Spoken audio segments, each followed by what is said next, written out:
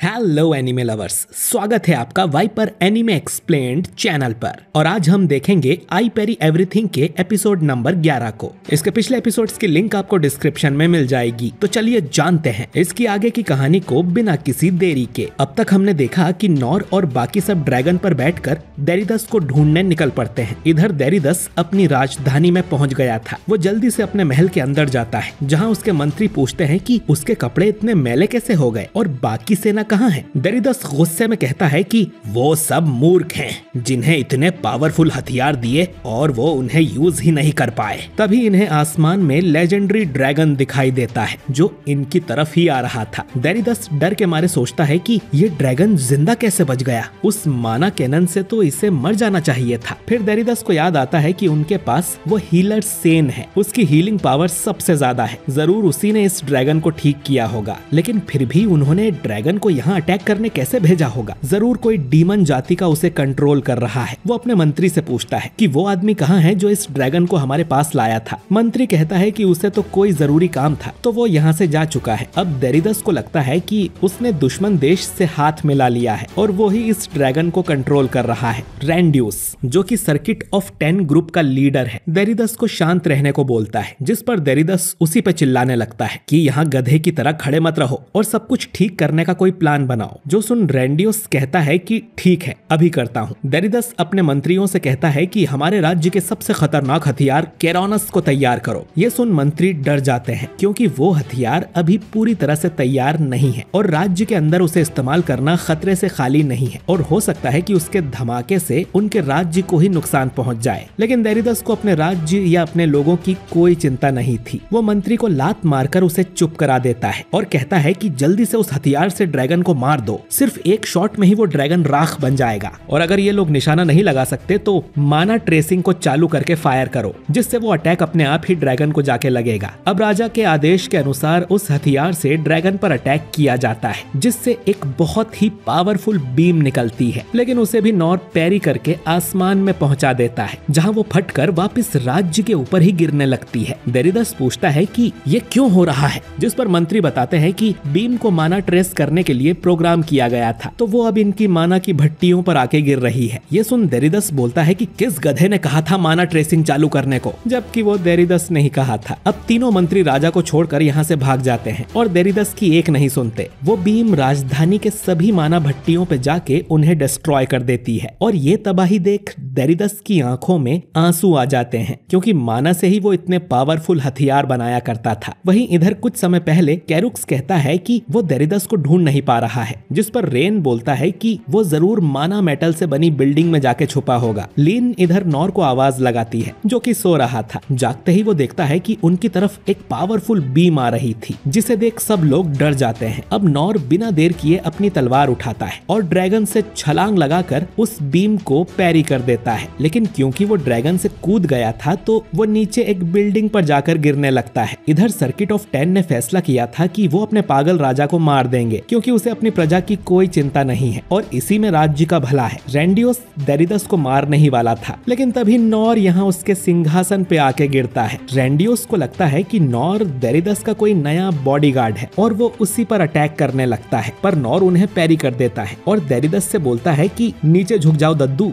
वरना तुम्हें लग जाएगी। ऐसा बोल के वो उसका मुंह जमीन में घुसेड़ देता है। सभी 10 सोल्जर्स अब एक साथ नॉर पे अटैक करते हैं, लेकिन नॉर उन सभी को पैरी कर देता है। रैंड्यूस बोलता है कि उस आदमी ने हमारे राज्य का बहुत नुकसान किया है, उसे मारना ही होगा। फिर वो इनकी तरफ एक बम फेंक देते हैं, जिससे डेरिदस को बचाने के लिए नॉर उसे एक लात मारता है, जिससे वो दीवार में जा घुसता है। नॉर कहता है कि आप 10 लोग एक बुढ़े आदमी को क्यों मारना चाहते हो, वैसे भी इसकी जिंदगी में 1-2 दिन ही बचे होंगे। रैंड्यूस फिर से डेरिदस की तरफ बम फेंकता है, तो उसे बचाने के लिए नॉर उसकी टांग पकड़कर उसे जमीन पर पटक देता है, जिससे उसकी बत्ती गुल हो जाती है। नॉर अनजाने में ही डेरिदस को बचाने की जगह उसकी धुलाई कर रहा था। रैंड्यूस बोलता है कि इस तरह तो हमारी जगह तुम ही से मार डालोगे। नॉर कहता है कि हमें बैठकर बात करनी चाहिए, जिस पर रैंड्यूस कहता है कि उसका समय नहीं है, दुश्मन हमारे राज्य में आ गया है। अगर हम इस राजा का सिर काट के उन्हें दिखा दें तो वो समझ जाएंगे कि हम शांति चाहते हैं, तभी हमारा राज्य बच सकता है। लेकिन तभी रेन और बाकी लोग यहाँ आ जाते हैं और उन्होंने इनकी बात भी सुन ली थी। रेन नॉर का शुक्रिया करता है और कहता है कि आगे की बातचीत हम लोग कर लेंगे। लीन नॉर को हील करने अपने साथ साथ ले जाती है। देरिदस इन्हें देखकर डर जाता है और कहता है कि मुझे माफ कर दो। रेन कहता है कि ठीक है, मैं तुम्हें माफ कर दूंगा, लेकिन हमारे राज्य में 23 लोग हैं जो कि लापता हो गए हैं। 19 लोग अपने घरों के नीचे दब गए हैं, 13 लोग आग में जल गए हैं, 38 लोग मलबे में दब के घायल हो गए हैं और कई लोग हैं जो देरिदस के भेजे मॉन्स्टर्स के हाथों मारे गए हैं। 127 से भी ज्यादा लोग हैं जो इस हमले में घायल हुए हैं। तो देरिदस को ये लोग माफ कर देंगे, लेकिन उससे पहले देरिदस को वो सारा दर्द सहन करना होगा जो कि उसके राज्य के लोगों ने किया है। सेन कहता है कि देरिदस वो सारा दर्द महसूस करेगा, चाहे उसके हाथ और पैर काट ही क्यों ना दिए जाएं, लेकिन हम तुम्हें मरने नहीं देंगे। जैसे ही देरिदस मरने वाला होगा, सेन अपनी हीलिंग पावर से उसे ठीक कर देगा। यानी कि ये लोग हर रोज देरिदस को तड़पाएंगे लेकिन मरने नहीं देंगे, जो कि मौत से भी बहुत बुरी सजा है। ये सब सुनकर देरिदस फिर से मूत देता है। रेन कहता है कि जब तक वो उस दर्द को समझ नहीं लेता जो उसके लोगों ने सहा है, तब तक उसे माफ नहीं किया जाएगा। और दोस्तों, ये सीन मुझे काफी सही लगा कि एक युद्ध से लोगों को कितना दुख होता है। ये बात राजा को एहसास करवाई जा रही है। नॉर्मली शोज में प्रजा को कितना नुकसान हुआ, इस बात पे ज्यादा फोकस नहीं किया जाता। खैर, इधर लीन नॉर को हील कर फिर से ठीक कर देती है। नॉर को पता चलता है कि जो माना बीम उसने पैरी की थी वो वापस इसी शहर पे आके गिरी थी। ये सुन नॉर को बुरा लगने लगता है कि पता नहीं कितने लोग इसमें मारे गए होंगे, लेकिन लीन उसे बताती है कि सिर्फ माना फर्नेसेस वाली जगह ही तबाह हुई है और उनके आसपास कोई इंसान होता ही नहीं है और ये कि लोगों को ज्यादा कुछ नुकसान नहीं हुआ है। तभी रेन यहाँ आके बताता है कि दोनों देशों में शांति समझौता हो गया है और युद्ध खत्म हुआ, जिस पर नॉर कहता है कि ये तो शुरू होते ही खत्म हो गया। और उस बूढ़े राजा का क्या हुआ? रेन कहता है कि वो अब राजा नहीं है, उसकी गद्दी पर अब उसके पोते को बैठाया जाएगा, लेकिन क्योंकि वो सिर्फ 10 साल का है तो उसकी देखरेख के लिए सर्किट ऑफ 10 में से एक आदमी उसके साथ रहेगा। तभी सर्किट ऑफ 10 यहाँ आ जाते हैं। रेंडियोस नॉर से माफी मांगता है उस पर अटैक करने के लिए और उसका शुक्रिया भी करता है, क्योंकि अगर ये राजा को ऐसे ही मार देते तो इनके राज्य में सिविल वॉर छिड़ सकती थी। नॉर कहता है कि शुक्रिया तो मुझे करना चाहिए, मैं तो आसमान से गिर रहा था, पर आप लोगों की गद्दी पर गिरने से मैं बच गया। ये सुन रेंडियोस हंसने लगता है कि नॉर मजाक कर रहा है। वो नॉर से कहता है कि अब से वो लोग उसके कर्जदार हैं, अगर नॉर को कभी भी उसकी जरूरत पड़े तो वो लोग तुरंत ही उसकी मदद करने आ जाएंगे। नॉर कहता है कि मैंने आपके शहर को बहुत नुकसान पहुंचाया है, आप चाहो तो मैं मलबा साफ करने में मदद कर सकता हूँ। जो सुन रेंडियोस फिर से हंसने लगता है। तभी रोलो कहता है कि ड्रैगन बोर हो गया है और घर जाना चाहता है। ये लोग अब ड्रैगन पर बैठकर वापस जाने लगते हैं। रेंडियोस नॉर को फिर से शुक्रिया करता है और बोलता है कि वो लोग किसी दिन जरूर मिलेंगे। इसके बाद ये लोग ड्रैगन पर बैठकर उड़ जाते हैं। नॉर रोलो से कहता है कि जरा ड्रैगन को बोलो ना थोड़ा नीचे से उड़े। कुछ देर में ये अपने राज्य पहुंच जाते हैं, जहां राजा क्लेस नॉर का शुक्रिया करता है और कहता है कि वो नॉर को कोई इनाम देना चाहता है, उसी की वजह से ये लोग युद्ध जीते हैं। जिस पर नॉर कहता है कि उसे कुछ नहीं चाहिए, पर काफी जिद करने पर नॉर कहता है कि मैं चाहता हूँ कि आप इस बच्चे रोलो की मदद करें, इसके पास रहने को कोई जगह नहीं है। तो नॉर चाहता था कि ये इसी राजधानी में एक नॉर्मल इंसान की तरह रहे। नॉर मन में सोचता है कि रोलो को वो अपने साथ भी रख सकता है, लेकिन वो खुद नल्ला बेरोजगार है तो रोलो का ठीक से ख्याल नहीं रख पाएगा। नॉर आगे कहता है कि एक बार आपने मुझे घर और जमीन देने को कहा था, तो आप वो सब रोलो को दे दीजिए, इसने कई बार मेरी जान बचाई है। और वो ड्रैगन भी इसी की बात सुनता है। राजा क्लेस कहता है कि ये लड़का डीमन जाति का है, यहाँ रहने के लिए इसका आधार कार्ड बनाना पड़ेगा और एक डीमन जाति को यहाँ रखने से इनके संबंध मिथिला देश से बिगड़ सकते हैं। लेकिन फिर भी नॉर के कहने पर राजा मान जाता है। रोलो जो कुछ समय पहले मरने का सोच रहा था कि काश अगले जन्म में उसे इतनी मार ना पड़े, काश वो किसी के काम आ सके, काश उसे भी पेट भर खाने को मिले, उसकी सारी विशेष अब पूरी हो गई थी। जहाँ अब उसके पास रहने के लिए घर और सोने के लिए बिस्तर है। रोलो अब ईनस के साथ रहने लगता है, जहाँ उसे पेट भर खाना खाने को मिलता है। पहली बार गरम और मुलायम खाना खा के रोलो रोने लगता है। ईनस रोलो से कहती है कि वो इसे अपना ही घर समझे और वो जितना चाहे उतना खा सकता है। रोलो की आंखों में खुशी के आंसू थे और ये एपिसोड यहीं पर खत्म हो जाता है। तो दोस्तों, आपको ये एपिसोड कैसा लगा कमेंट करके जरूर बताइए, और वीडियो अच्छा लगा हो तो इसे लाइक और शेयर कीजिए। और अगर आप हमारे चैनल वाइपर एनीमे एक्सप्लेन्ड पर नए हैं तो चैनल को सब्सक्राइब करके बेल आइकन जरूर दबाइए। मैं मिलता हूँ आपसे बहुत ही जल्द अगले वीडियो के साथ। शुक्रिया।